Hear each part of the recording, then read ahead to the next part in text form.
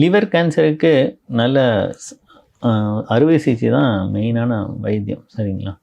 அது வந்து அந்த சைஸ் ஆஃப் த டியூமர் கொஞ்சம் ஏர்லியராகவே கண்டுபிடிச்சேன். எப்பயுமே கேன்சரை பொறுத்தவரை மருத்துவத்துலேயும் எந்த நோயினாலும் ஏர்லியராக நம்ம கண்டுபிடிச்சோம்னா அதை வந்து நல்லா குணப்படுத்தலாம்.